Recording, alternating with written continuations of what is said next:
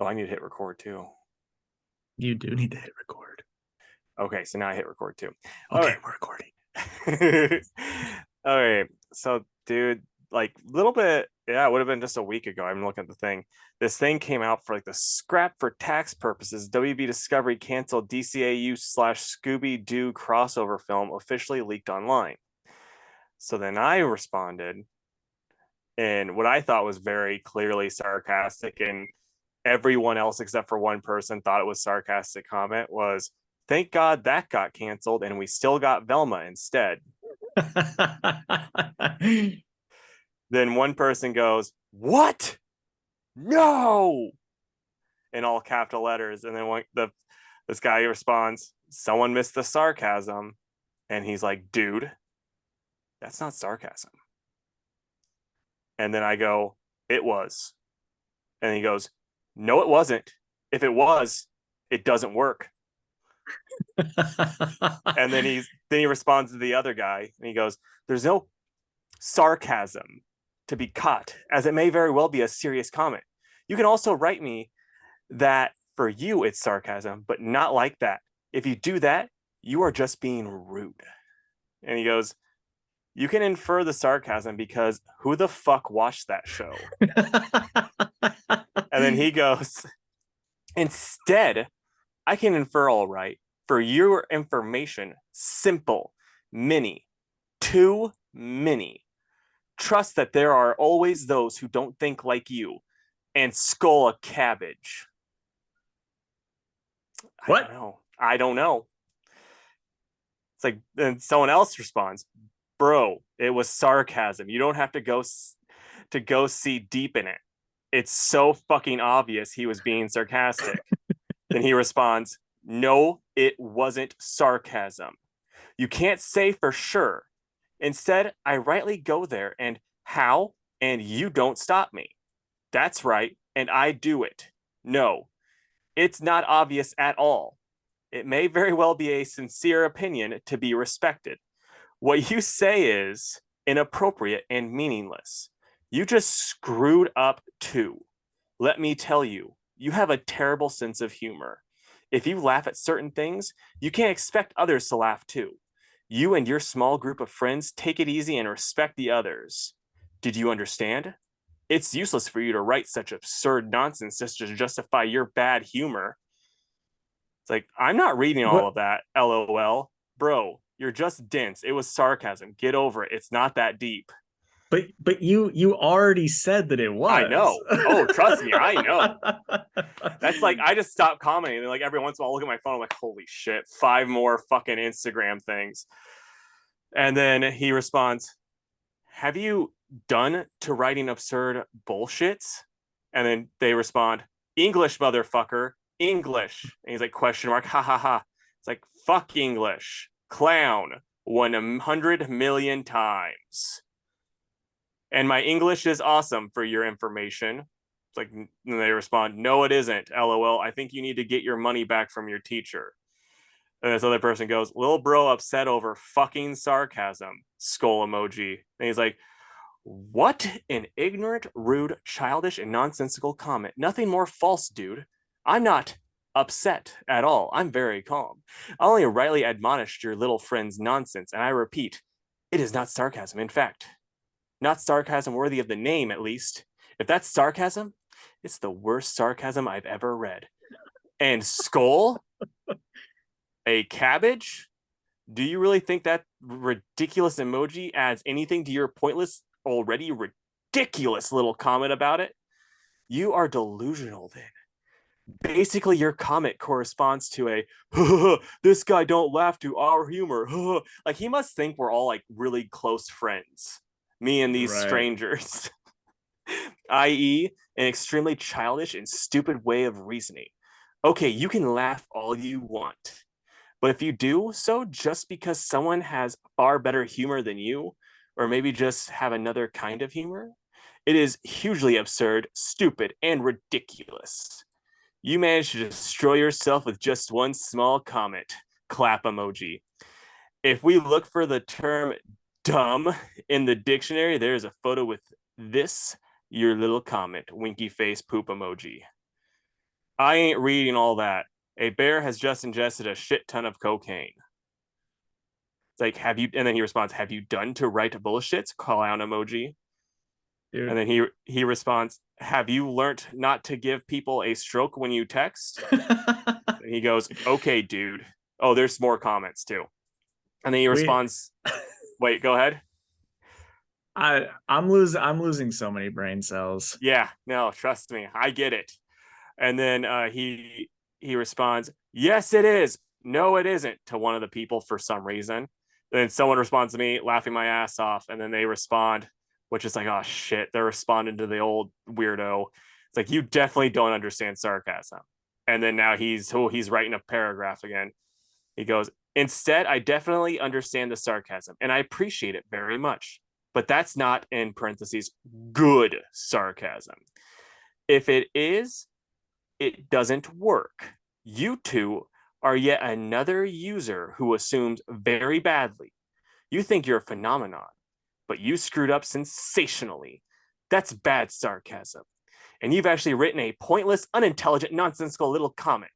You too fall into the dead wrong. Try again. And then he responds, this guy was 100% homeschooled.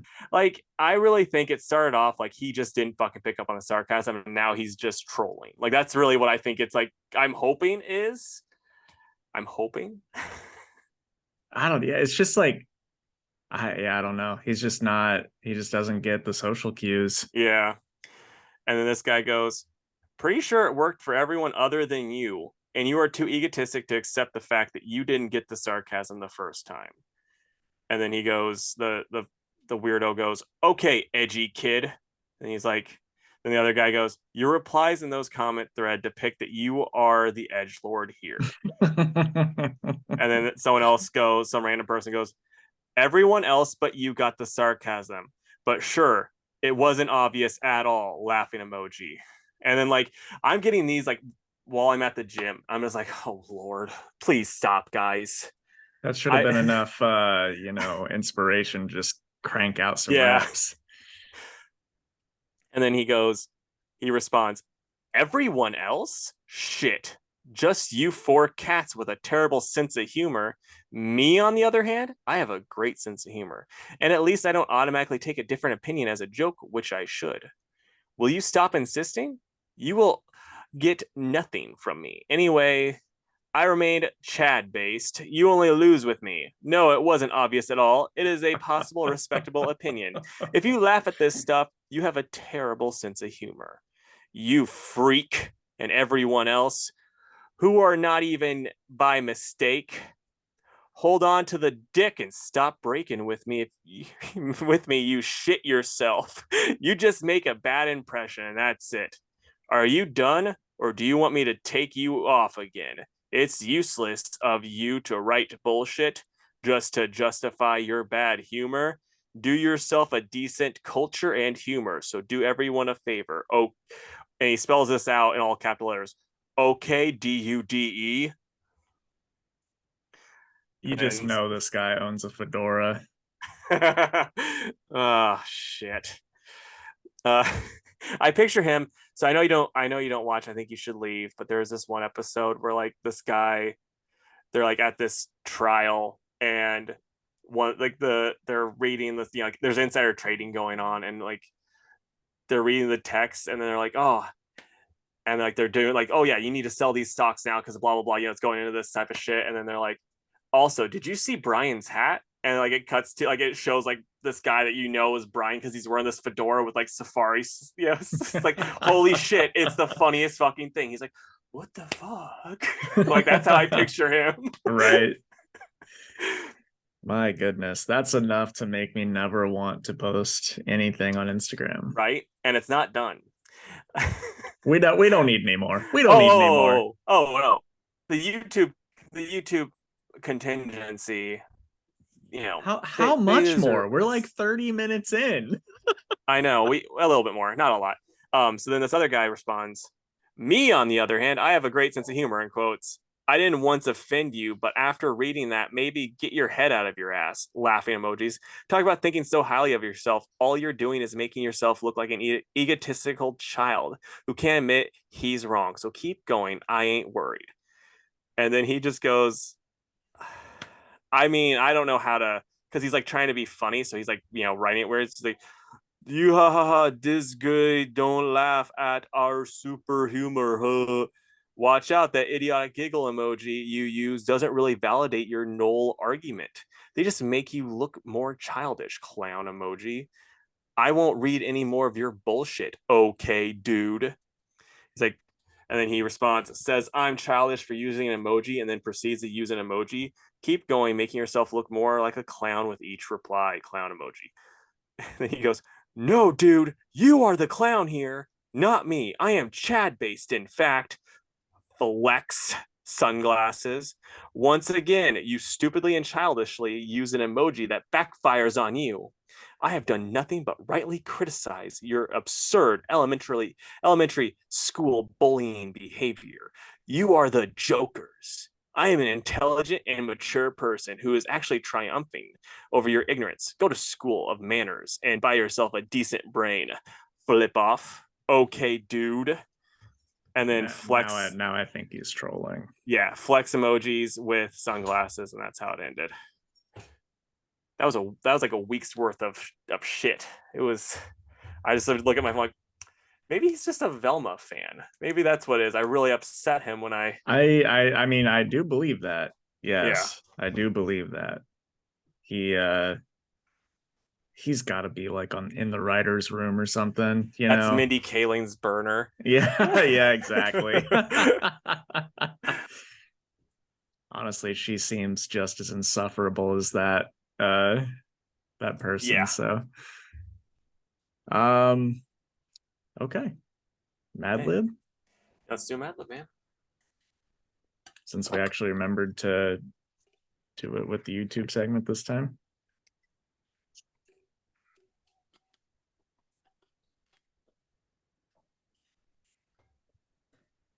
All right, so this week we've got all the world's gems are mine. Part of the body. Oh, I am gonna go with the Audi belly button. Nah, it's got to be plural. Oh, okay.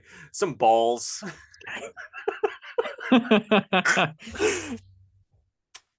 I should have told you plural before. I'm putting a Z on the end of balls because that's how you said it. Yeah. Person. Jake. A noun. Bookcase.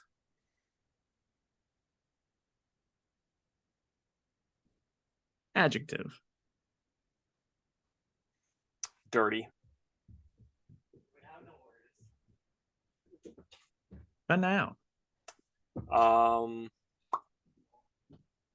Pill popper.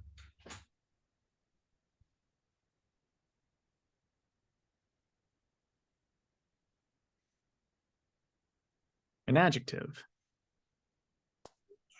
Struggled. No. Smelly. Gee, you could have seen that coming. Celebrity. I feel like it's got to be Mindy Kaling, right? Yeah, let's do Mindy Kaling. Said no one ever. Zing. Zing. Noun.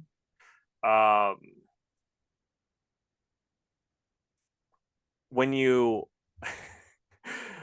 like when you put like your max weight that you can do like 5 pounds over your max weight on a squat bar, and you also had Chipotle the night before, and as you go down and you try to work it back up, the weight crushes you, but you also shit your pants like violently.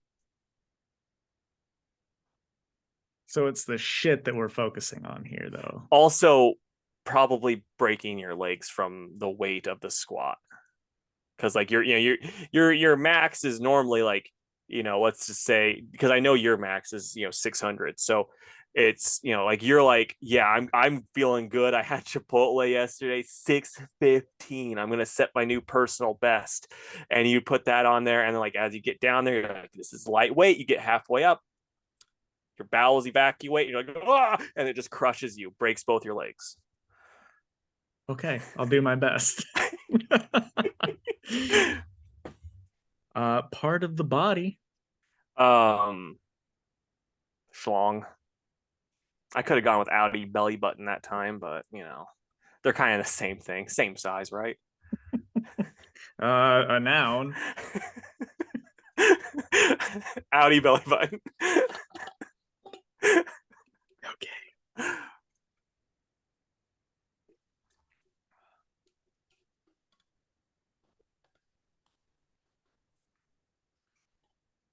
Past tense verb.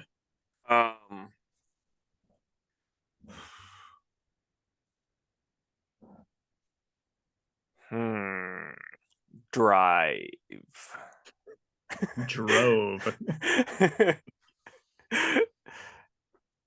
Drived. A noun. Desert storm. Okay.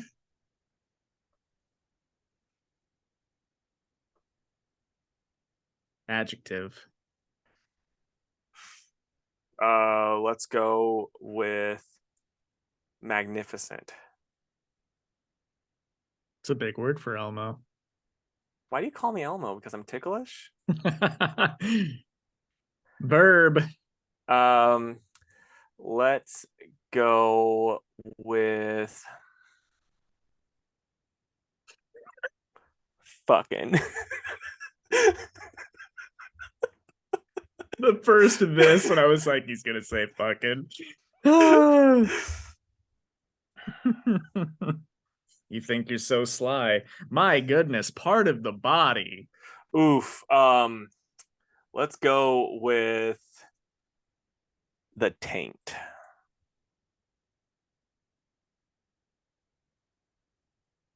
And an exclamation.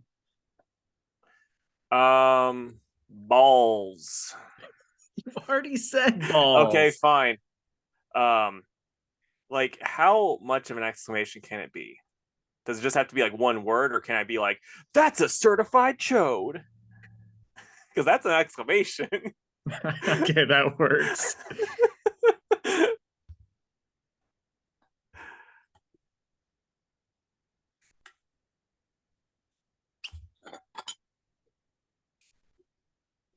Oh man, this is gonna be so fucking stupid. Oh man, they usually are. Let's come on.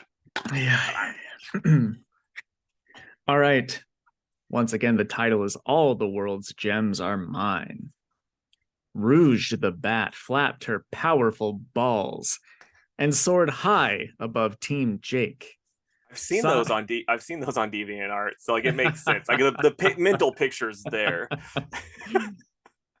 Sonic and his friends were guarding a shiny bookcase that would be a nice addition to her dirty collection of treasure. You're not going to get past my pill popper, yelled Sonic. But the smelly bat Tails had a is just over plan. there like. She spun around and flew directly at Mindy Kaling, who was closest to the treasure. That leg-breaking fiery shit is mine, Rouge called out as she reached out her schlong and tried to grab the jewel. Gosh. Amy Rose grabbed the Audi belly button and passed it to Tails, who drove on a giant desert storm. This is a fucking fever dream. Rouge knocked the magnificent fox backward and intercepted the treasure. But before she could fuck away, a furry taint reached out and snatched it away from her. Oh, that's a certified chode, Rouge cried as she watched Sonic speed away. That actually worked. It did. That's why I let you use it. Before we start, I wanted to ask, and you might be like, "Oh no, I'm not talking about this on the podcast, on the YouTube only segment." But how'd the tattoo appointment thing go?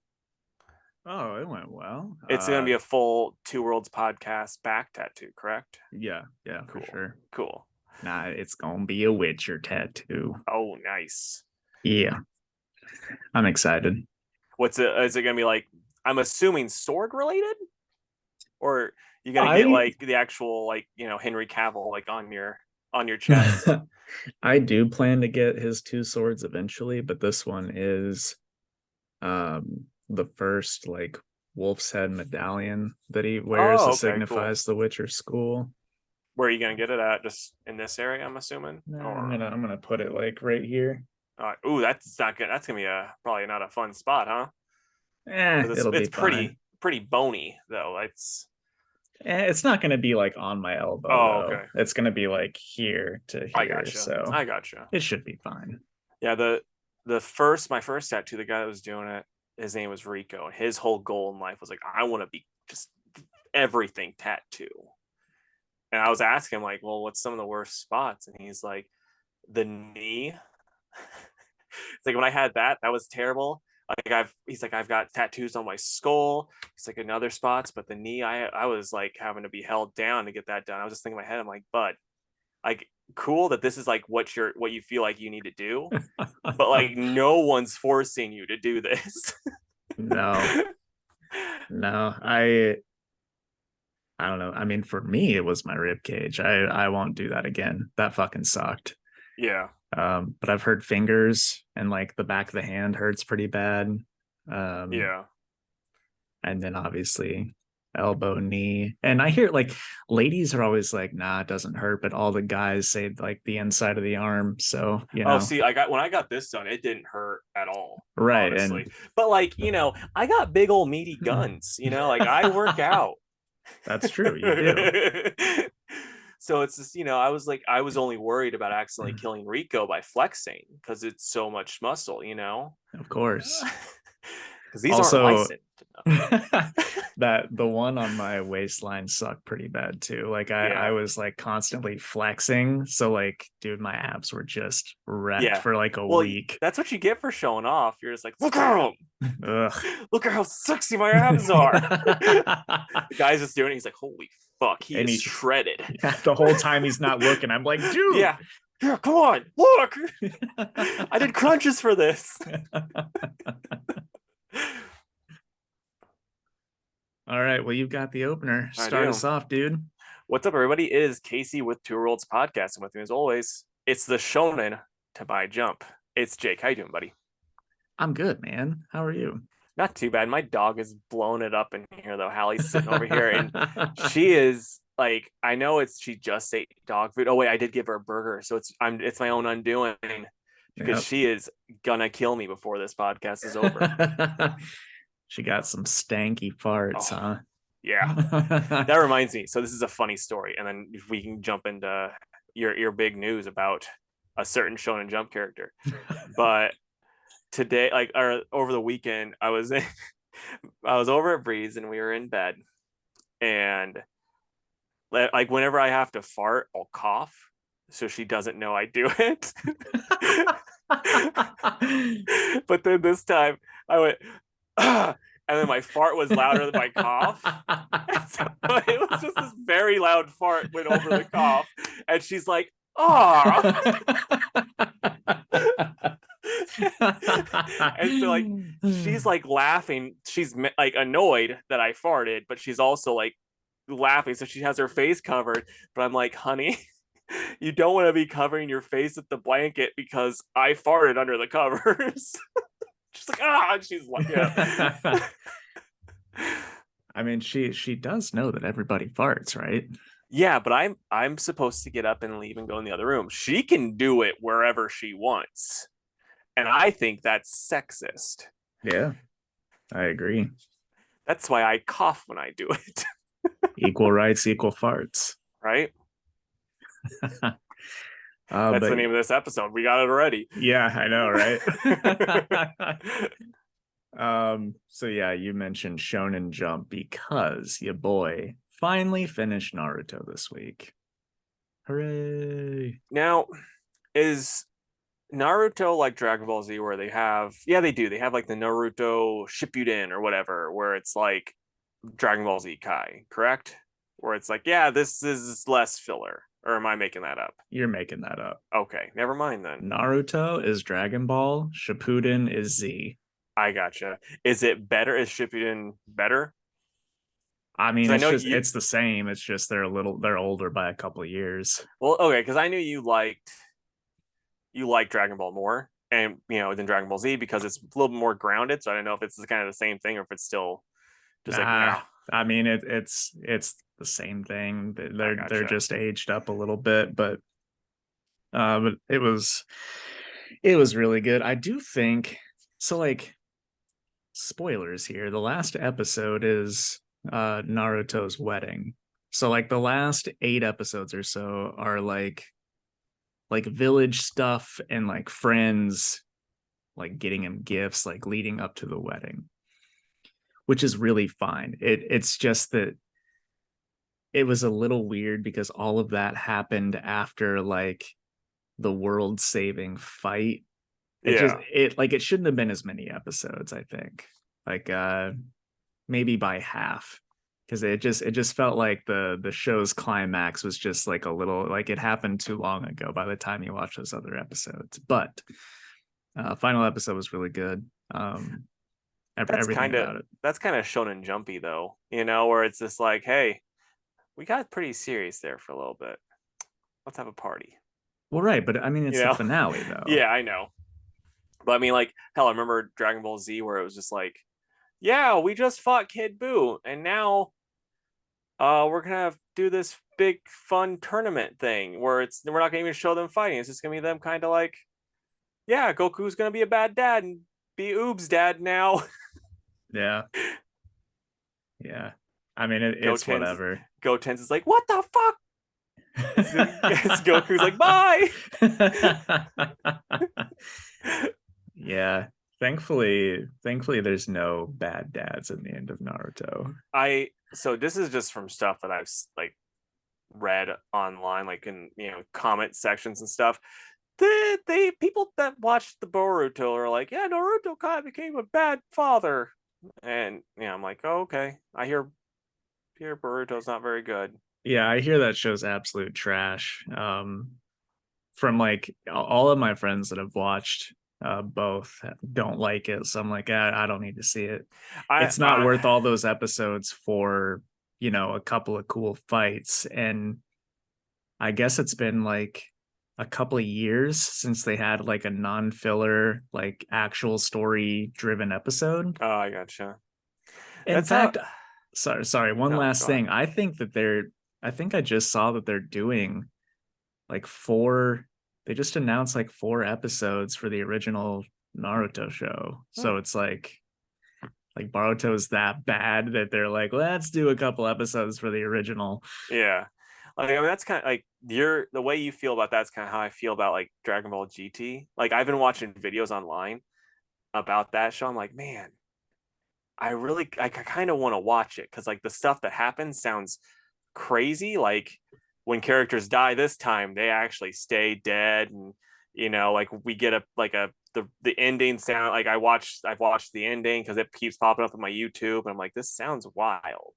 But at the same time, I'm like, I know for a fact because I was over at Clint's and we were trying to watch it. Like the first season is so gosh darn bad. In what way? Just bad. Like it's not enjoyable to watch. Like it was a struggle to get through like the 30 minutes that me and him and Chandler were watching. Well, they can't all be winners. Yeah. that ran for a while too, didn't it? Yeah, because that's the thing. It's like I've heard once like the first season's done, it gets good. And like that's when they kind of introduce Super Saiyan 4 and stuff, which is like such a cool design. But it's just like getting through that first season with like Trunks that's nowhere near as cool as he used to be. annoying Pan and then baby Goku. It's just like, oh, this is rough. Is that because I often confuse GT with I don't know, one of the other ones. Is that when they bring back gosh, what's his name? Gohan's superhero identity. I think he gets brought back. I never The Great Saiyaman, that's yeah. it. I never saw the episodes with him back because because whenever I watched it when it was on Toonami, I quit watching after a good bit because it's like it starts with them de-aging Goku. Then Trunks and Pan are like, oh, we're gonna go find the dark Dragon Balls that are all across the universe to get them back to Earth so the Earth doesn't get exploded. And I'm just like, this sucks. This sucks hard. And so I just never got into it. Well, so basically, if you guys want to see Casey and I watch the entire series, I mean, in all fairness, that is on the Anime Boys list, so maybe it'll be coming up. Maybe if we ever put out another episode.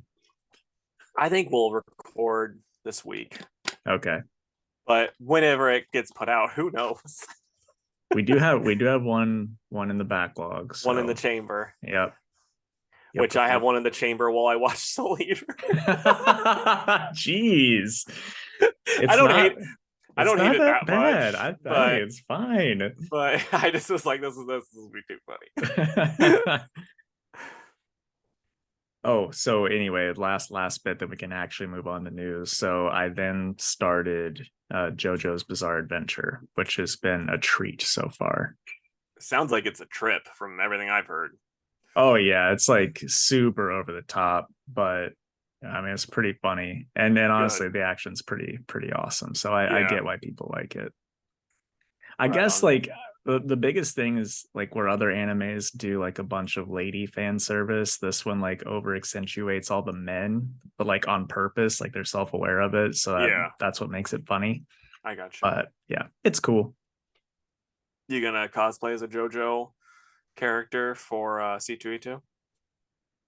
In 2 weeks? No. Yes. All right. Well, we can get into our news now. Casey was struggling for news because I yoinked all of it. Yeah. So I'll do my one non-comics one, then we can do your stuff, and we'll go back to the Donna DC stuff as the closer. So looks like John Bernthal is officially coming back as Punisher for Born Again. I saw that somewhere this week, and I also saw that Deborah Ann Wall and Eldon Henson are not coming back. Yeah, I saw that too. And then we also got a recast news. I'm going to pull it up for Vanessa, Kingpin's wife. Right. So we're getting Sandrine Holt is going to play Vanessa Fisk in the upcoming Daredevil Born Again series. It used to be played by Ayelet Zur in the Netflix Daredevil series. So yeah, what I've heard something, I don't know if this has anything to do with the Daredevil Born Again stuff, but there was stuff like that was going around that like when I think it's Bob Iger or whoever took back over Disney, because like he left, let his crony take over, then he just was like hostile takeover and took it back over because that guy wasn't doing good enough. He was like, oh, we want quality versus quantity with these Disney shows, because they were just putting stuff out, wanting to keep making stuff. And so that's why like Armor Wars got turned in, is getting turned into a movie versus the, just being a series and all this other type of stuff. And so I'm wondering if he came in, because you had, we had both seen that Deborah Ann Wool and Foggy were going to be coming back. And so I'm curious if he came in and he's like, he nixed that. So that's the only thing that makes sense, because why else, But I mean, are they just not going to have those characters in? Or I think so. Like, I just don't understand not having them or recasting them. It doesn't make any sense to me. None at all to me either. I think it's pretty stupid, but that's kind of Marvel's MO. So there's some True. people that are saying like, oh, because this is multiverse, they don't exist in this universe, which is just like, boy, that's stupid. Yeah. I still want to have high hopes for the show because I just want it to be so good. Yeah. No, But I do man, too. a couple more decisions like that, and I'm really gonna be questioning it. Yeah.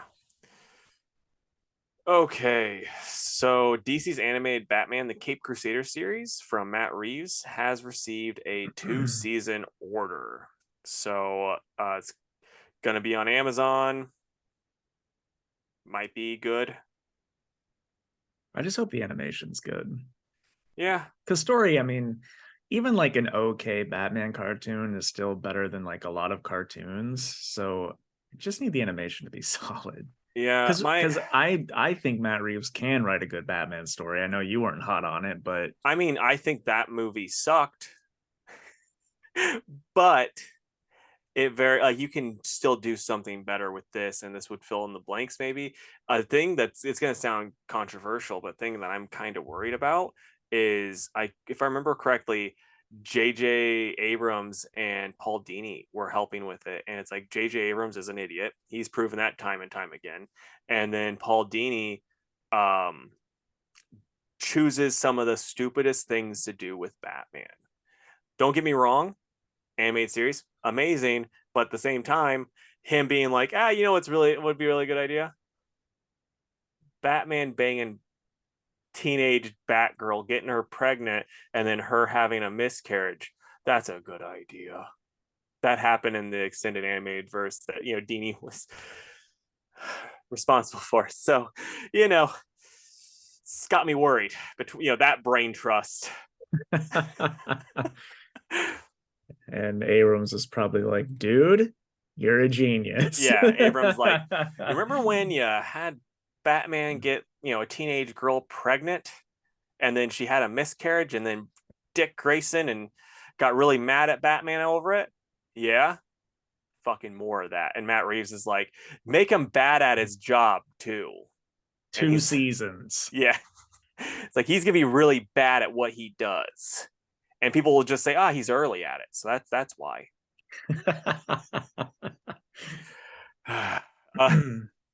Okay, and then James Herron, he's actually working on Ultra Mega 2. I found this out because I got an email from Felix Comics, like the comics art people, and they're like, hey, he's doing commissions right now, so sign up. This will be all of for all of 2023 and probably most of 2024 because he's working on Ultra Mega. So I'm like, well, if I can afford one, I'm gonna try to get one. So I emailed them back, so we'll see what comes of that. But I hope that you can. I'm just hoping for more Ultra Mega sooner rather than later. It's been a while since we had Ultra Mega, and it was very good. Then my last bit of news, it's comic book related. Our dear friend of the podcast, Timmy Shares. I want to meet him someday to see if he's okay with me calling him Timmy Shares. He does follow us on I know Twitter. That's pretty cool. Yeah, because our love of Gorilla Greg. He's going to do an Alan Scott story for DC's Pride issue. It should be good. My one thing, and it's like, I want to support him because, again, friend of the pod, Timmy Shares. But at the same time, I don't want to spend $10 on a dang old Pride issue for really one story. That's why I didn't buy the Kevin Conroy Pride issue, because I'm like, $10 for one story, and probably the other stories are going to be not good. Now hold up, I've got news that it might be 2 reasons to buy it. Oh yeah, Grant Morrison's going to have a story in it. Ooh. Any clue on to the characters involved? I don't know, but I think I saw it. Hold on, let me see. Because Grant can, like, I love Grant, but they can be kind of a toss up at times where I'm like, what the fuck did I just read? It's going to be a multiversity story. I don't know about that. Okay, I get that, but like, if you're gonna get the issue, I mean, at least it's like, well, might as well Yeah. check it out. Yeah, no, you're right. It could be worse. It could be like how Could they be do like a lot. Megan Fitzmartin, Yeah. Oh, Tim's story, which is probably going to it's be in there. yeah. The rest is just it's just an oversized Tim Drake story by Fitzmartin. Lord. Well, anyway. I guess I have more that's not comic news. So the Rogue Squadron movie by Patty Jenkins, that Star Wars movie, and then some Star Wars film that Kevin Feige was developing are officially shelved. So that's not happening over at Disney. I'll be honest, I think it's for the best, but I also stand to the point where I don't think Star Wars, and this will be controversial too. I don't think Star Wars needs this whole big extended universe. I think Star Wars should be the Skywalker story.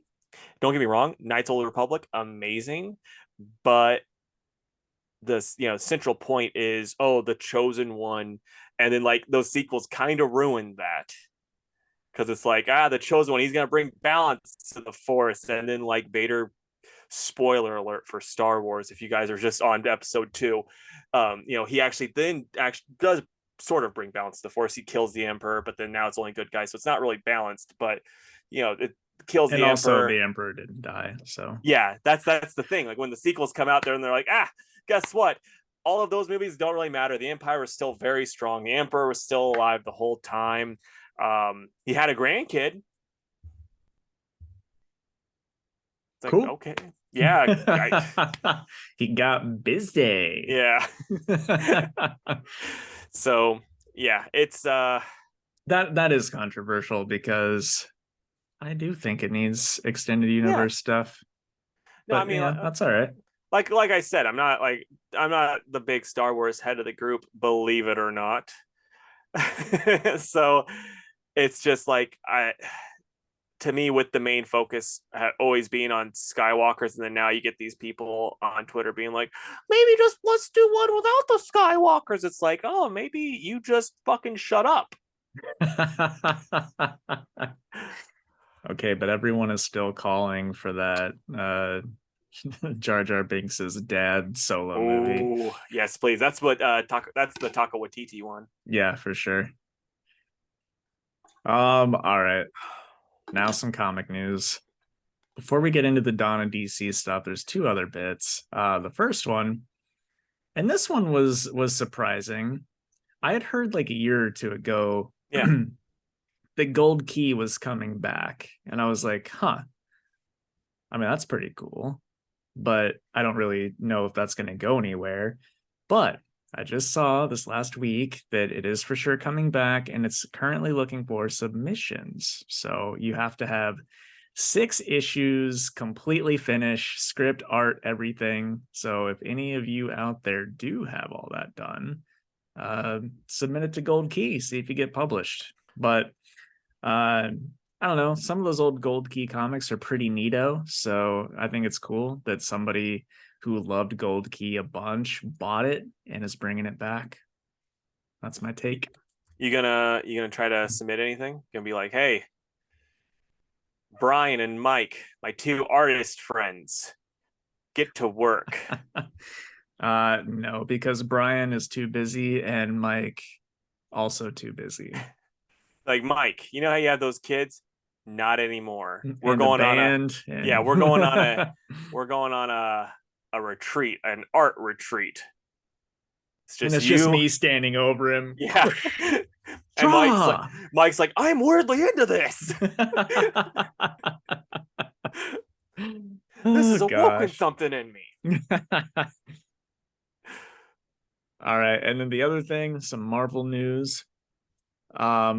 Hulk is being relaunched. I know Casey already saw this and is secretly bricked up under his desk right now, but Hulk is being relaunched by Philip Kennedy Johnson and Nick Klein. So that is super pumped. One hell of a creative team. Yeah. No, I mean, the only bad news is that probably means that Nick Klein is off of Thor, which sucks. Yeah. But should be awesome. You gonna check it out? Because you already know I am. I read all of Al Ewing's run, so of course I'm gonna be checking it out. Yeah, I mean, I tried Donny Cates' stuff and just wasn't super into it, so I'm definitely willing to give this a shot. Right on, man. If anything, it's gonna look awesome. Yeah. And Uh, so far with Philip Kennedy Johnson, he always gets the voice of the characters correct, in my opinion, which is going to be kind of hard with Hulk because he hasn't really had a consistent voice since before he died last. So, it's going to be tough for him to try to get that right, but I think he's going to do a great job. Hopefully he gets to be on it for long enough that there's like a Hulk by Philip Kennedy Johnson omnibus down the line. You know what I Yeah. mean? I have a feeling he'll be on as long as he wants to be. Because I think they were probably expecting Cates to be on longer than he was. So I have the feeling like Marvel's like, yes, Philip Kennedy Johnson, at whatever you want. Yeah, for sure. All right, let's move on to the Dawn of DC news.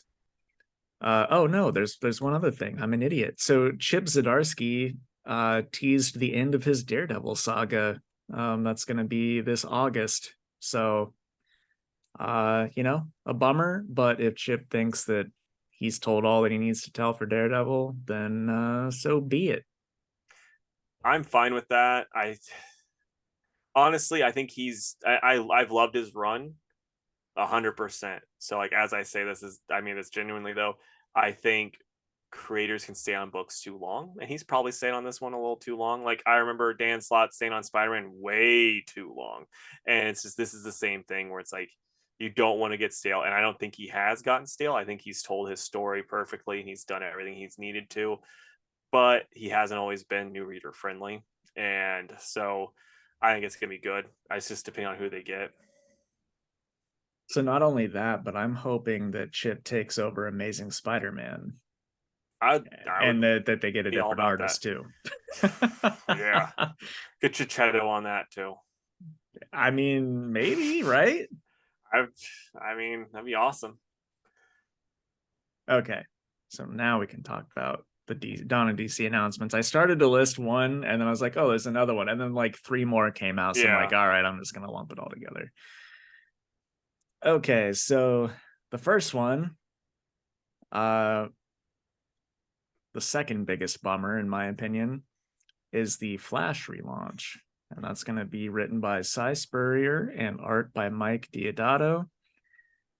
It's a bummer because everybody loves the current Flash. I don't have a single person that's dropped the Flash since Jeremy Adams took over. And if anything, a couple have added that to their poll. I'm sure, Casey, you're probably pretty bummed about this. Yeah, I was kind of on the like when he first told me about it, I was just like, well, this 1 minute war is coming to an end. He's probably going to be, Jeremy Adams will probably just be wrapping up his shit and then just move on to other things, which I was fine with because I'm like, yeah, he told his story. But I got the tweet pulled up that I retweeted. But this is what he tweeted out. He's like, well, a couple of months ago, I was told my time on the Flash was coming to an end with issue 800.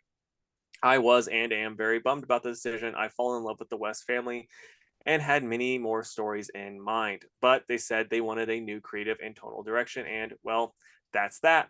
However, I am forever grateful for my time with the West and all the adventures we've had together. I also want to extend a big thank you to the Flash family. You guys are the best fans a nerd like me could ask for. So next, Green Lantern, a couple of movies, which I'm excited that he's writing movies. That should be pretty cool. And I'm going to try my hand at a creator-owned story, which I will be checking out.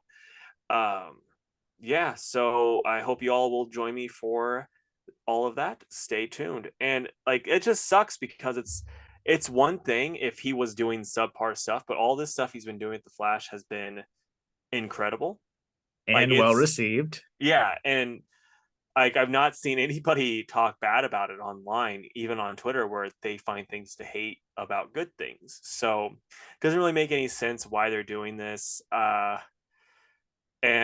like I'm still open to reading Cy Spurrier's Flash, but it's just I'm kind of left going with a why. I mean, like, it'd be one thing if I'm just going to toss Mark Waid's name out there. If Mark was like, I want to write Flash again. And DC's like, okay, sorry, Jeremy. Mark's writing Flash again. But Cy, I would say, is on the same like fame level as Jeremy Adams. So it's not like, you're getting a name over Jeremy Adams' name. It doesn't make any sense to me. Yeah. And so I've got the little blurb pulled up on what the series is going to be about. So it says Wally West has never been quicker, more fulfilled, more heroic.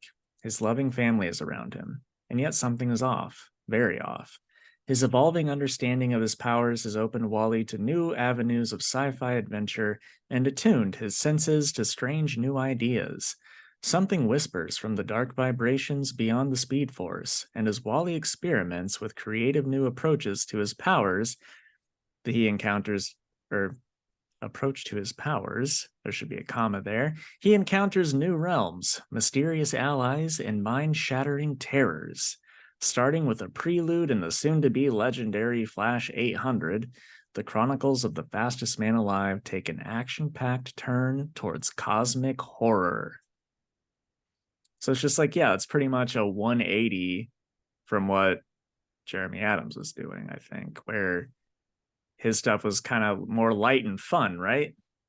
I mean, this 1 Minute War, I don't want to spoil anything, but there's been some deaths. It's been pretty heart-wrenching, and stuff's just been kind of epic and good. And like, I think my main worry with Cy, and maybe it's gonna be good, because I've actually been kind of enjoying his backups when I've been reading them, except for like the weird naked guy ones, because it's like, who wants to read that?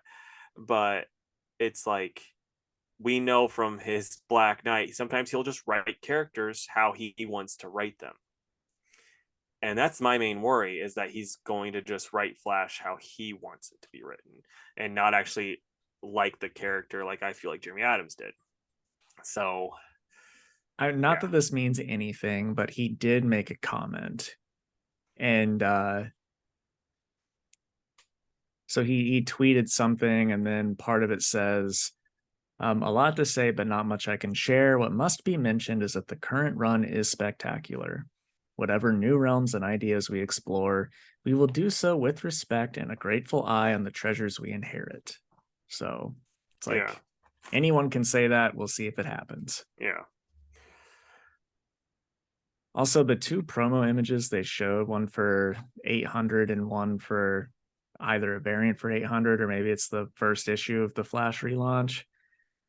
They both just draw the Flash to look like his head is the size of the leader's head. Oh, okay. It's just such a bummer. The 800 just a big old noggin. 800's though gonna be a damn good book, because Mark Waid's also coming back. I think Jeff Johns is writing a story for it. And Williamson. Then we got Williamson. I didn't hear Williamson, so that's gonna be good. Yeah. So it's like, oh yeah. And Jeremy Adams. Yeah. So it's Adams, Williamson, Johns. Three of my top. I like Mark's Flash, but those three are like my top three Flash writers. So it's, that's pretty sweet. Yeah, for sure. All right, and then the next one, this one was surprising. So Steelworks, we're getting a Steelworks book. Did you see this one? I did. So it's going to be written by Michael Dorn. And for those that don't know, Michael Dorn played Worf on Star Trek, The Next Generation. And it's going to be drawn by Sami Basri. So, could be pretty neat. The little blurb with that one was, here we go. While John's professional life is firing on all cylinders, his personal life is even better, as his on-again, off-again relationship with Lana Lang might be back on permanently. Now he must decide whether it's time to give up being Steel once and for all. But does John even know who he would be without a superhero identity? How does the other Steel, John's niece, Natasha Irons, feel about his momentous decision? And does any of that matter if Steelworks crumbles around him when he lacks the superpowers to fight back? So, there you go. Could be neat. We'll see how it works out. Okay, I have a genuine question. what happened to Lana being Superwoman? Because I stopped reading that book, and I remember she was Superwoman, and that's how I knew that they were dating, like her and Steel. I mean, that book just got canceled, so Yeah, so I I didn't know. don't I know. didn't know if they actually gave a proper ending, or if like when Mixaplick just was like, ah, I'm resetting stuff so people forget that Superman's Clark Kent, and then they did away with that because Bendis is like, I want to make my mark on this book. Um, I don't know. I mean, it ended in like 2017 I or know. something, so Well, I knew you. I remembered you were reading it too because you're the I one that had was. me start reading it, and then I just kind of forgot to pick it up, and then it just fell by the wayside. Yeah. All right, then the next one. Oh, but really quick, I will say I'm gonna check it out. I'm always hit and miss with like celebrities writing comics though, because I'm like, you're taking a job away. They took their jobs. They take the jobs away from actual writers, so that's always kind of annoying. But with Worf writing it, I think I saw that he was even the voice of Steel in the animated series He stuff. was, yeah. So that's pretty neat. But at the same time, I'm like, it should still be an actual comic book writer. Might be good though. Right. Isn't that kind of saying that if you're an actor, you're not allowed to write anything? No, you can write other stuff, but it's just like there's so many people that want to be comic book writers, and then you're just using your, like, no offense to Worf, but like your B actor cred to get put onto a comic book that you might not have any right to be on. At That's least he voiced the character. Yeah, He's got just one slight half step above like your average CM Punk. B actor. Yeah, exactly. All right, so next. So we were seeing on that timeline a hawk symbol, right? Mm-hmm. I thought it was going to be Hawkman. But silly me, it's not. It's actually Hawk Girl. So we're getting a Hawk Girl book that's going to be written by Jadzia Axelrod, who wrote the DC original graphic novel Galaxy, the Prettiest Star. And then, oh gosh, I'm going to butcher this. Amanke Nahuelpan will be the artist. Okay, what did they do? Because I know Wonder Woman. I always pronounced it wrong, but they did something else too. Because it was like, I don't know. This just says Wonder okay, Woman fame. I'm gonna So, Google it while you keep talking. okay. But the cover of that one looks absolutely phenomenal. And let's see here. Here we go. Kendra Saunders, the winged wonder, better known as Hawk Girl, has been one of the DC Universe's greatest heroes for a long time, serving as a member of both the Justice League and the Justice Society. But with the Justice League disbanded, Kendra decides she needs a fresh start and heads to Metropolis to begin a new life. That life is quickly interrupted by a mysterious villain with a powerful connection to the nth metal that makes up Hawk Girl's wings and weapons. Hawk Girl will also see a series of variants that recount her history in the DC universe, which is actually pretty dope. So, but anyway, I'm not familiar with the writer. That thing that she wrote was pretty well received and critically acclaimed, I think. So I'm definitely willing to give it a shot. I like the Hawks, as you all know at this point. So hopefully it's cool. Now Yupan did the art on Crush and Lobo, which was the only redeeming quality on Crush and Lobo. So that's actually really exciting. Okay. So is this one you're going to check out? Probably not. I cannot get into the Hawks to save my life. There's just too much freaking continuity crap going on there that it's just not fun to try to read. I mean, the last one fixed all that. That was the one to get in on. I'm going to say this, and this is like, I know I should be saying this, like, be quick to judge, but I have a feeling this one's going to be like, we're going to do our own thing. Yeah, probably. All right. And then finally, and the number one biggest bummer, we've got Wonder Woman being relaunched by Tom King with art by Daniel Sampier. So as always, Tom gets a great artist to work with him. But here's the little blurb. After a mysterious Amazonian is accused of mass murder, the U.S. Congress passes the Amazon Safety Act, barring all Amazons from American soil. To carry out its new law, the government sets up the Amazon Extradition Entity, or AXE, task force to remove those who don't comply by any means necessary. In her search for the truth behind the killing, Wonder Woman now finds herself an outlaw in the world she once swore to protect. This is such a fucking bummer, dude. I can't wait to see Steve Trevor be Tom King's self-insert. Oh, man. If you guys were enjoying the bright, fun, phenomenal run that's been going on right now, get ready for a complete tonal shift because she's going to be depressed probably. I don't know. Tom's probably going to be up his own ass at some point. He usually does go there. But man, I think he's going to be on it for quite some time. Some time. It made a bunch of people mad. I mean, like, this is like, it's one of those things where it's like, oh, you're getting mad about things to get mad about. But he's like, you know what everyone says when they take over at Wonder Woman and they're asked about it? They're like, yeah, I really didn't want to, because like Wonder Woman's a hard character, right? He said the same thing, and people were like, oh, up in arms, like, oh, how dare he? Why did he even do it? It's like it's clearly in jest. Like, I don't like the guy either, and you know, he's gonna have the Amazon just murder a bunch of Asian characters probably because, you know, his feelings towards them. But one's gonna be maybe the name Jay or Lee involved. Who knows? So it's gonna be bad because he's not a good writer and he's not a good person. I mean, he was ex-CIA, so you know that should tell you enough right there. But being like mad that he jokingly said, I didn't want to even do it. Come on, grow up. Yeah. Oh man, we'll see. We'll see. And you know, if you like Tom King, it's fine. You know, you're allowed to like him. We're allowed to not like him. There's tell us what you like about him. Maybe you can open our eyes to, you know, that garbage. Yeah.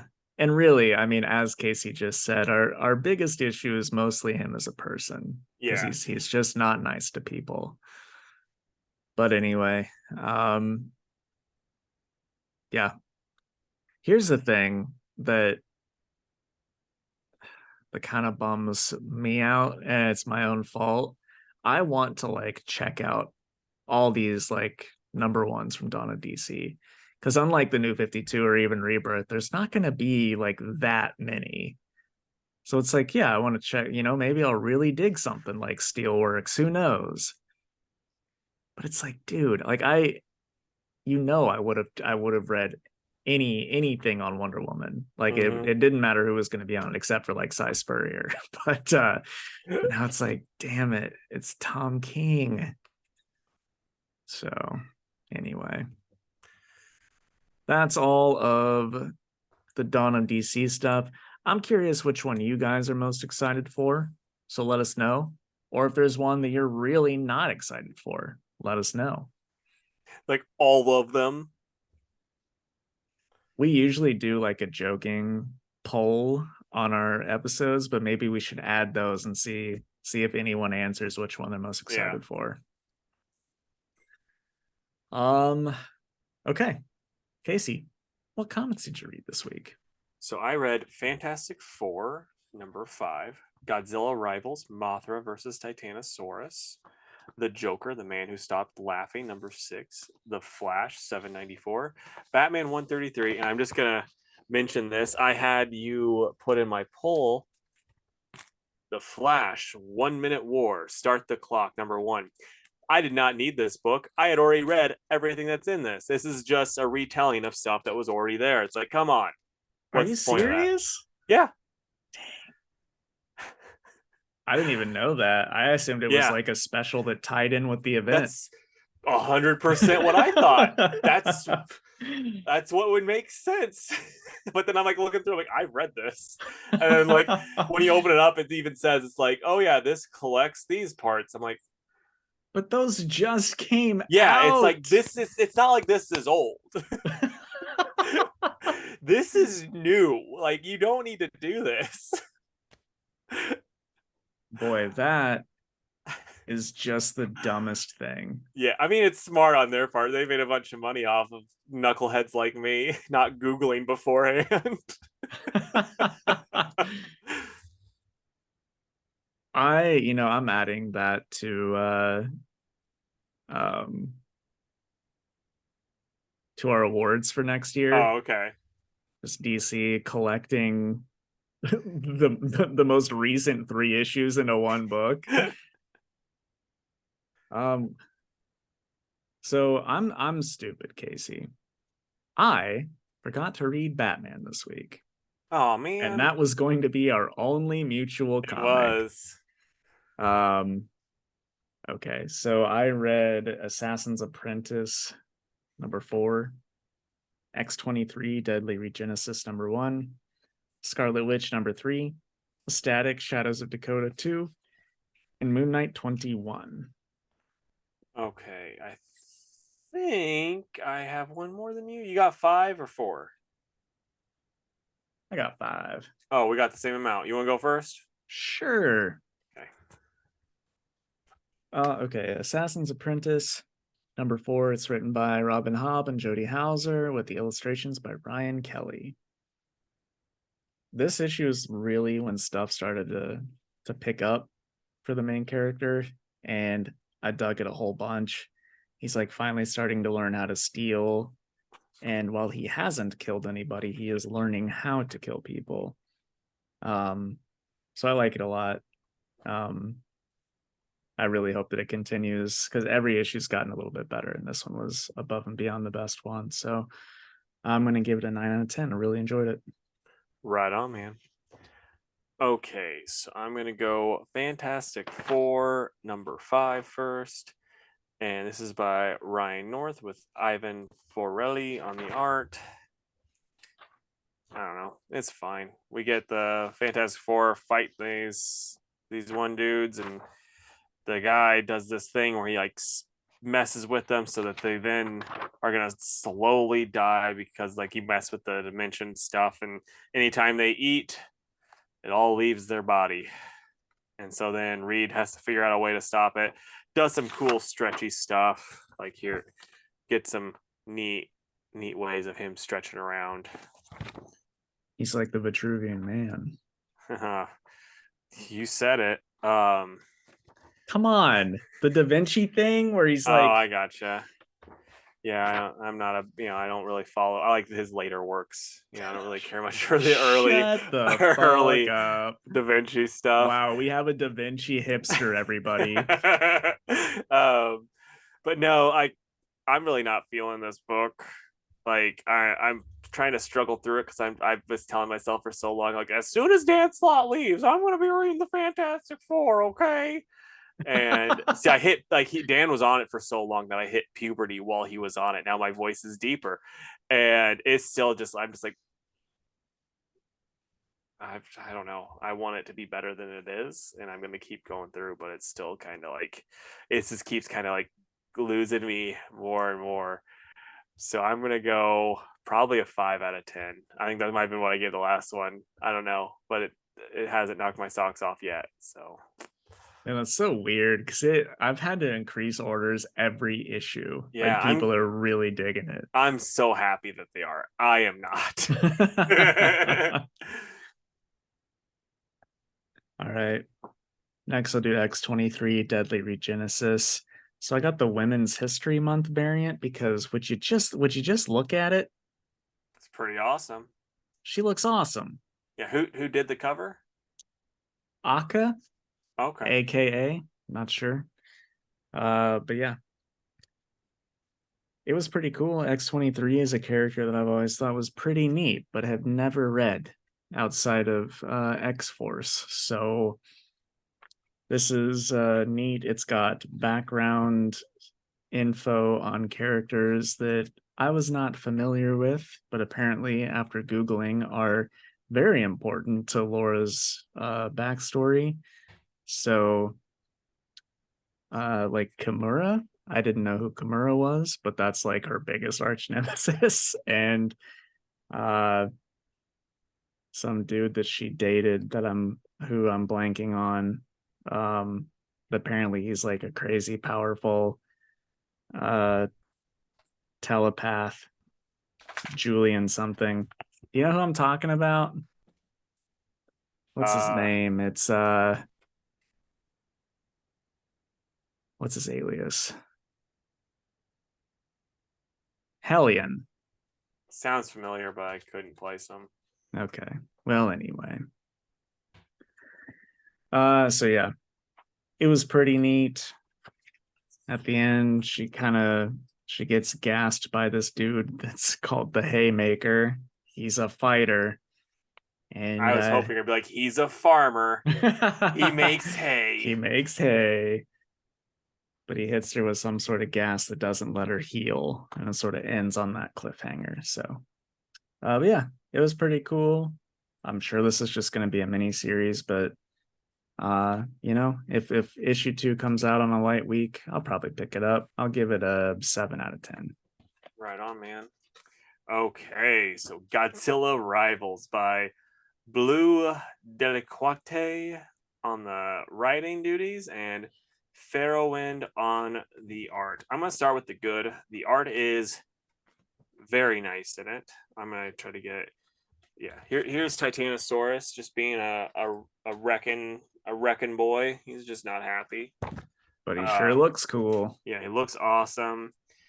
Like here's another really good page. Just looking like a badass. Yeah, that's cool. And then he's chasing after this egg. And then here's Mothra fighting him. Looks good. And then one like a little bit more Mothra, but literally this is the fight. Oh, okay. Yeah, but the book is called Titanosaurus versus Mothra. Yeah, it should be called Bland Scientists Discuss Stuff with a Military Lady. Just so happens there's monsters attack in the background. I'm just not sure that hits quite the same. Yeah, I mean this is very not good. Like it's the same problem, and I actually had to check to see if it was the same writer on the last one. Same problem I had with the last one, where it's like they're like, you're getting this book because of me, not because of the monsters, because of me. So you're gonna love these characters, and then you're like left going, believe it or not, I don't.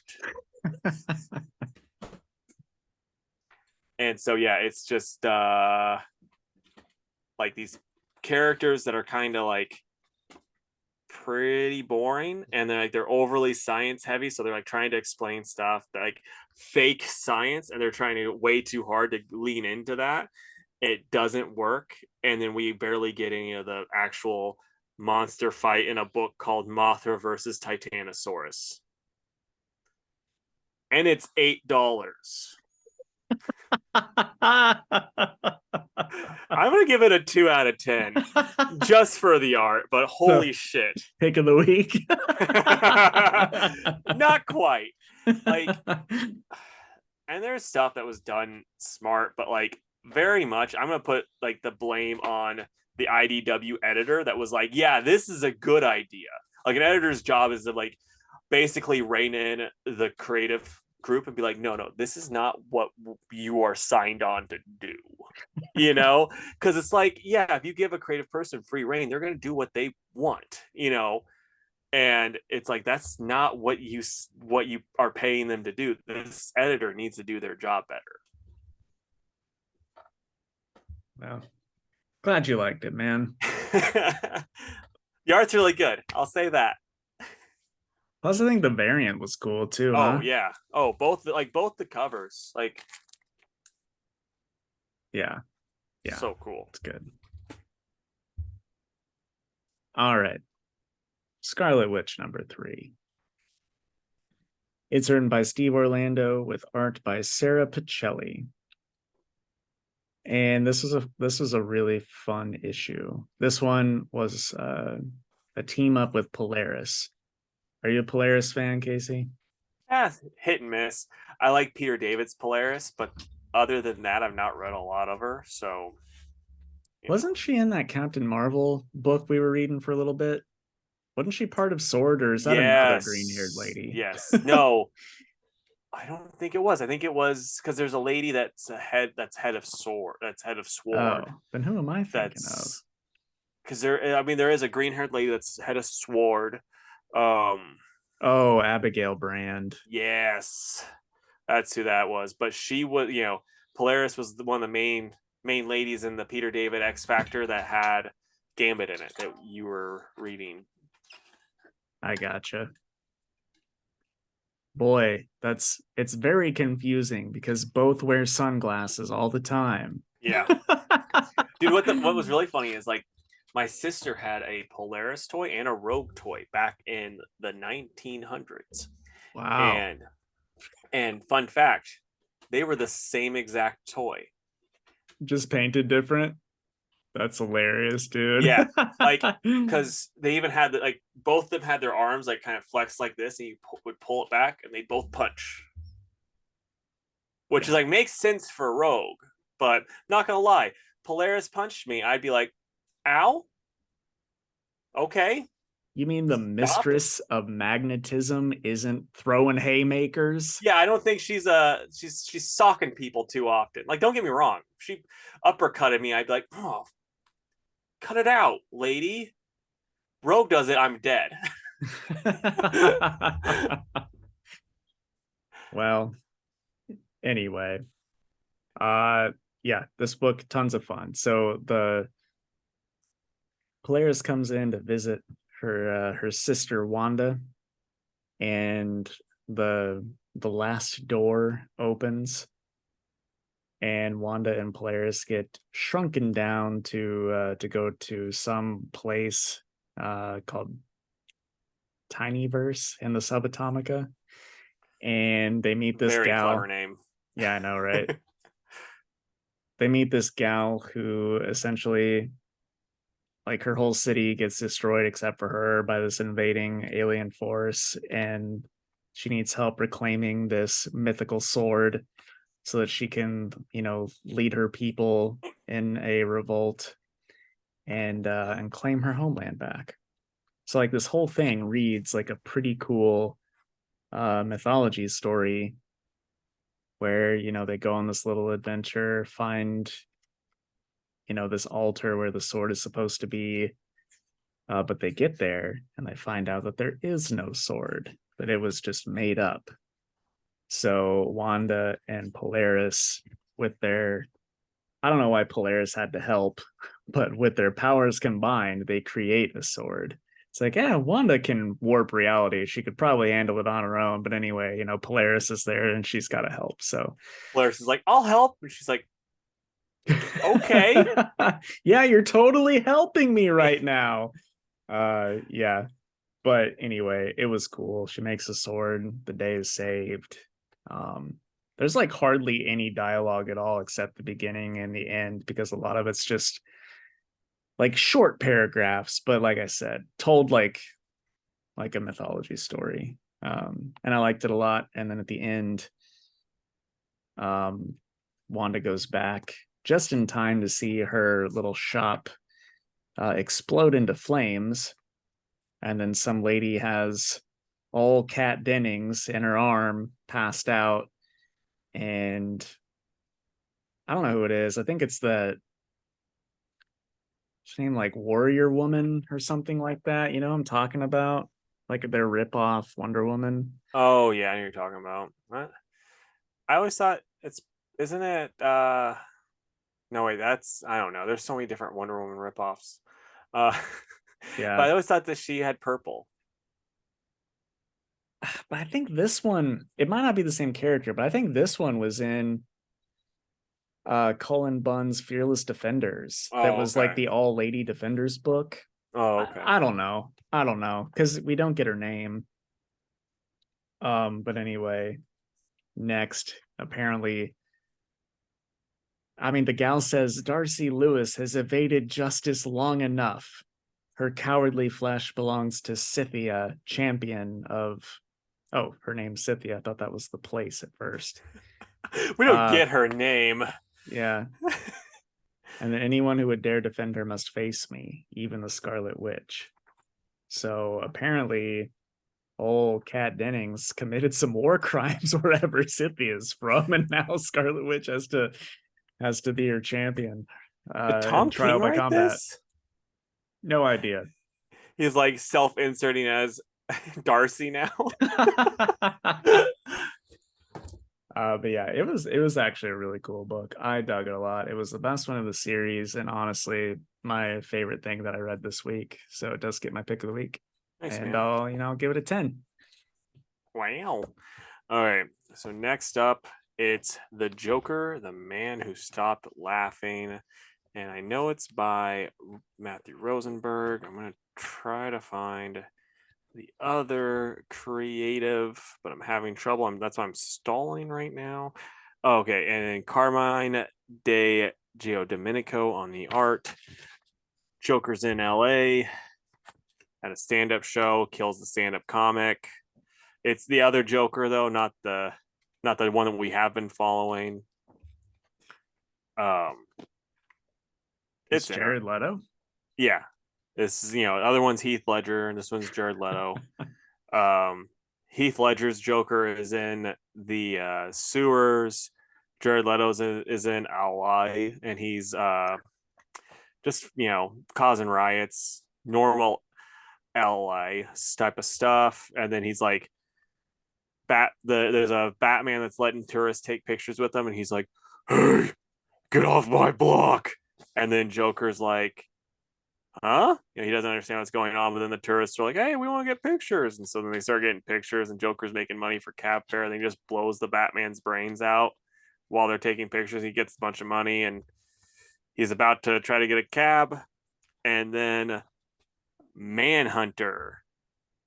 I think Manhunter shows up. The lady Manhunter, not the Martian.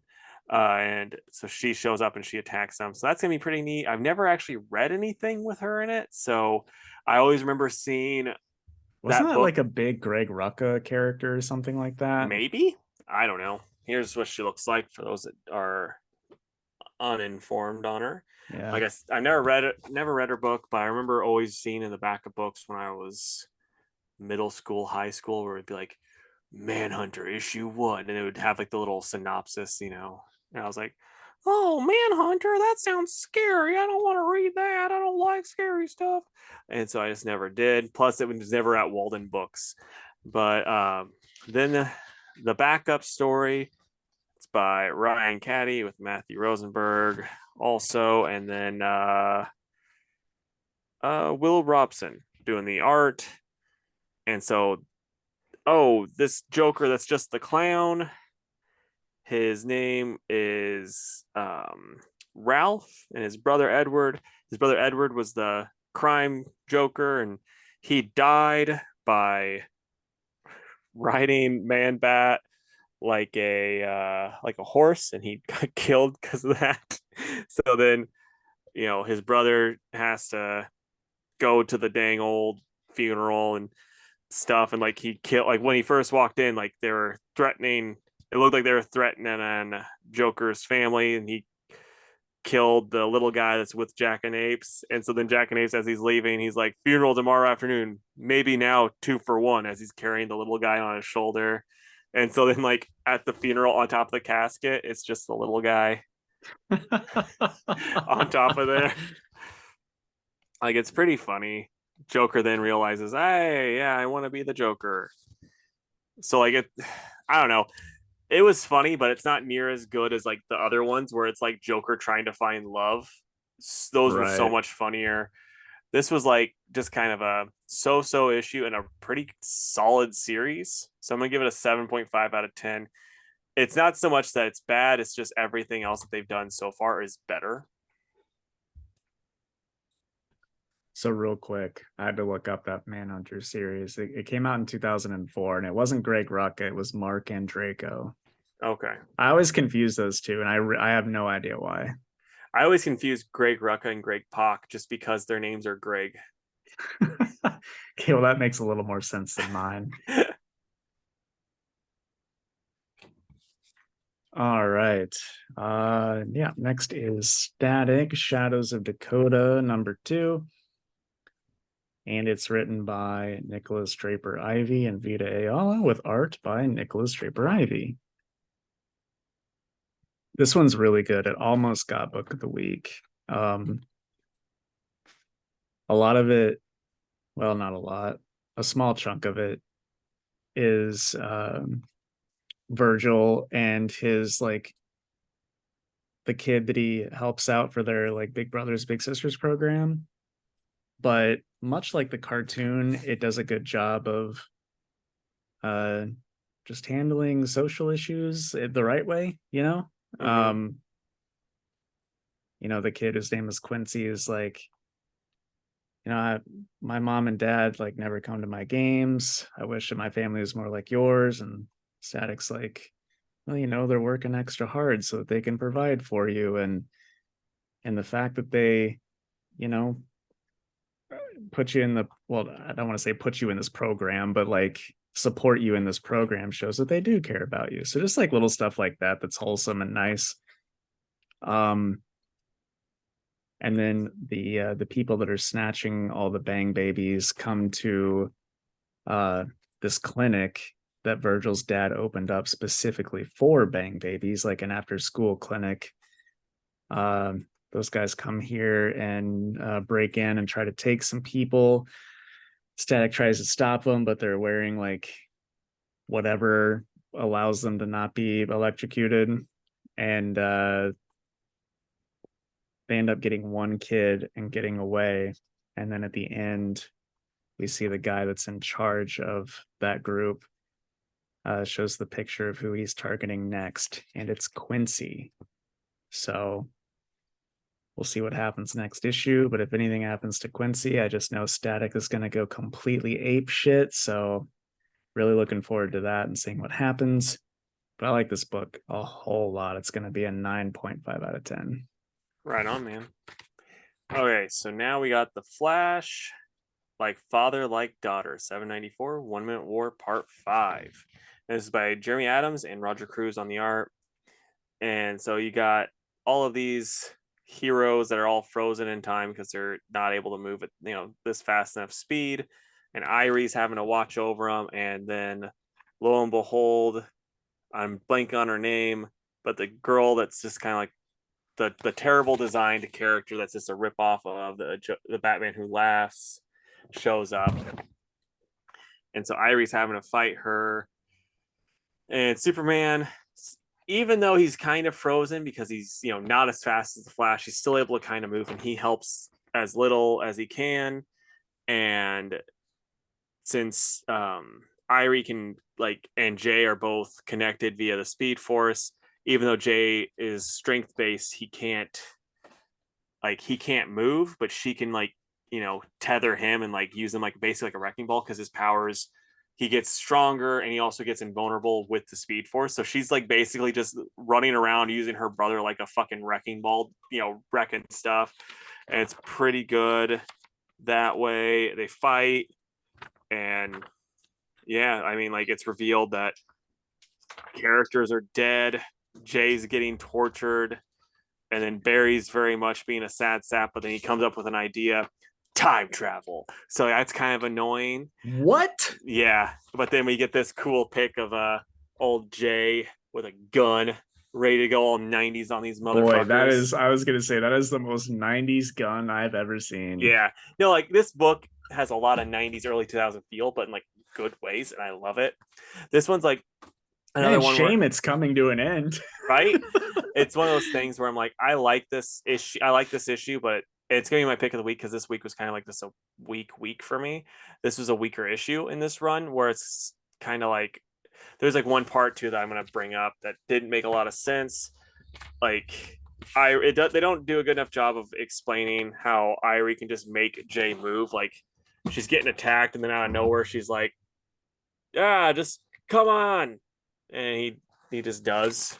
It's like okay, so that was so, but it was fine. Yeah, so I'm gonna go probably 9 out of 10. Hallie's getting hungry. She's getting mad at me. All right, my last one is Moon Knight. It's written by Jed McKay with art by Alessandro Capuccio. And this one is a Reese heavy issue. She is the vampire secretary of Moon Knight. And she and soldiers go out to like a club with some friends to try and just be normal people. But then like this weird DJ puts on a mask and puts on like this sound this record that has like weird sound stuff that's making people go insane, and they think that it has something to do with the last attack, which had to do with sound over the phone. So it's like clearly whoever's behind all this is experimenting with sound in various ways. But this was cool because we see Reese do some cool vampire tricks that she learned from Blade, because a few issues back Mark talked to Blade about showing her the ropes of being a vampire so she can kind of function normally. And so that was pretty cool. And then next issue seems like it's going to be a Tigra heavy issue, which I'm okay with. I know you are. But not as okay as Preston is.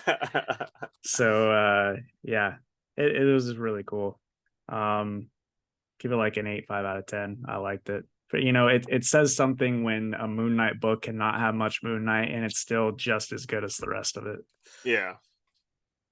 Okay, and then now I'm going to be talking about DC's Moon Knight, Batman 133. And this is by Zdarsky with Mike Hawthorne on the art. And so, yeah, we see that the university's in, his Riddler, and then he gets beat up by old Batman, and then the red mask or whatever the dude's name is, he's got speedster powers. He punches old Catwoman a few times, and then Batman digs up Bruce's grave.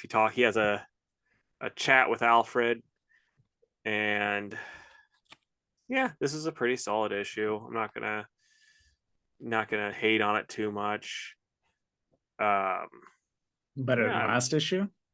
I mean, I've been liking this arc so far. It's better than anything failsafe related. It's probably pretty on par with last issue. I only asked that because last issue we said this is like the best issue Chip's given us. Gotcha. So I was curious if I'd say it's on par with it. Like, there's no part of me that's like, oh man, this is a struggle to read. Like, I kind of went through it pretty quick. And then the backup issue is good too. It's oh, you shut up. It's Chip Zdarsky and Miguel Mendoza on the art, and Robin's fighting Toyman. It's such a neat idea because in this universe, it's like these like robots are like the humans, and then like the toys. Lay off, man, I'm starving. Yeah, she's like, all I had was my regular food and then a double cheeseburger. Look at me, I'm wasting away. We're almost done. And so yeah, the robots are like the toys in this world are like organics. So like he's taking them apart and stuff, and there's like a toy man that's made of toys, and he's like called the Bioman, like that type of stuff. It's neat. Robin saves the day, and then he's like, you're gonna show me where Batman is. I'd like to think that Hallie read the book and she's like, it wasn't that good. He's lying to you all. So yeah, I'm gonna go probably 9 out of 10. It's fine. I mean that sounds more than fine. I'm at 8.5 out of 10. It's good. People will like it. I mean, I'm not looking forward to Failsafe coming back. For sure. Okay, man, what are you excited about in this coming week? There's not a lot for me this week, but I'm going to say Batgirls, Masters of the Universe, Masterverse, and probably I'll check out Superman Lost, see what that's all about. Yeah, that's on my list for sure. I won't say it though, since you said it, but I'm gonna go Hellcat. I Hate Fairyland and Wildcats. And then since she's getting antsy, we'll finish up with the Fantastic Four. Um It's so like you're torturing her. I know, the poor girl. But so yeah, I've heard about this Pokemon app that's coming out. It's called Pokemon Sleep. So you set it next to you and it will tell how you're sleeping. I'm assuming you catch Pokemon to like better you sleep, get drowsy or Snorlax or whatever. So I want you to come up with 4 stupid nerd related comic book ideas for apps that we can use. Okay. Is she just like staring you down? No, now she's just staring straight at the door crying. Okay, so the first one, it's a masturbation aiding app with the Flash. You try to beat your personal record, beat your meat, beat your personal record. Nice. But it's all for what's the word I'm looking for? Like prostate health, Oh, okay. So you're going up your butt? No. Like, Milk on that old prostate?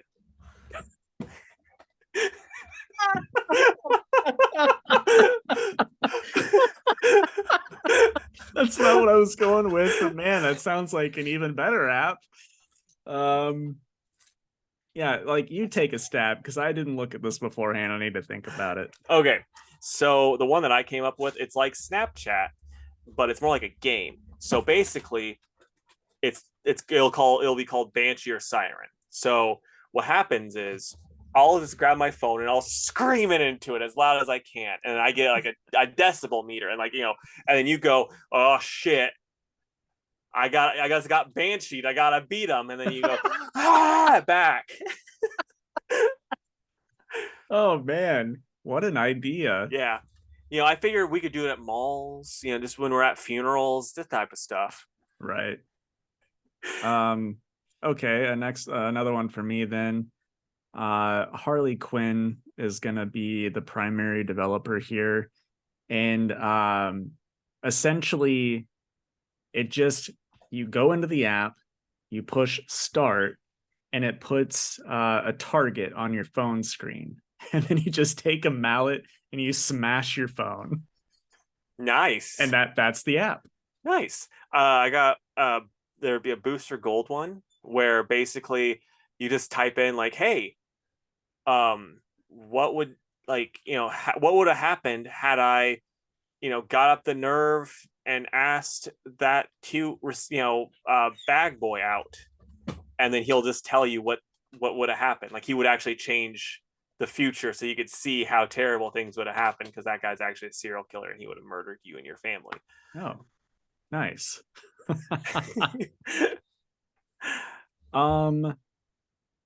Okay, so this one, it'd be like Bawana Beast or Animal Man maybe, but it's an animal translator app so that you can talk to animals. So hungry. Exactly. So Hallie gave me a little inspiration there, but it'll translate what the animals say to you and then provide translation for you to the animals. Nice. So this one's gonna be like Yelp, but it's a Matter Eater Lad one, where basically he just tells you how tasty random objects in your room are. Like you just you take a picture of it, so it'd be like, oh, a laptop, 3 out of 5 stars. You're like, a pillow, 2 stars.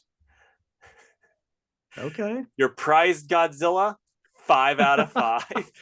So then do you taste it? Because yeah, you're like,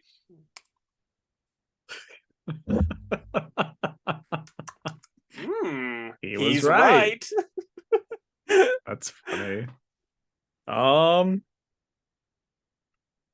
Yeah, I have nothing for a fourth one, man. I'm surprised I got those 3 out. I want to think of so I'm gonna go the opposite route of your Flash one, and I'm also just apologizing to Brielle that you're like, yeah, the quicker the better. But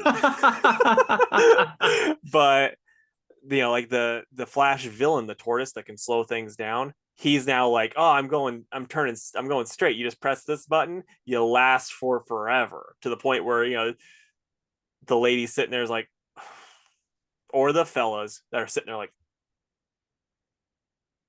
Can we wrap this up? like, okay, it's been 3 days. It's no longer fun. But only at the 3-day mark. Yeah. All right. Well, that brings us to the end of the episode. Let us know what apps you think would be cool. They have to be better than the ones we just gave you. Someone's like, apps, mozzarella sticks. Anyway, folks, closing plugs. If you would, please go to facebook.com/2worldspodcast and give the page a like. You can also follow us on Twitter if you want to be cool like Tim Sheridan at 2_worlds_PC, and on Instagram at 2worldspod. You can also email us at 2worldspodcast@gmail.com. And if you would, subscribe to the YouTube channel. It's 2 Worlds Podcast on YouTube. Leave a comment down below. Tell us how I'm a bad dog owner because I'm not feeding my dog right at 5:30, and she's going to starve to death. And then also tell your friends, or tell one random person. Just be like, oh, here's an idea. You're with your family, you're eating dinner. It's like your weekly family get together. Y'all are eating dinner, and you look over at your dad, who you don't have a good relationship with, because you're into the arts, and he's very much a coal miner. He doesn't understand the things you like, and you go, Dad, I like comic books. And then he's gonna be disappointed, but then he won't get it. And you go, but there's a podcast that you can get it.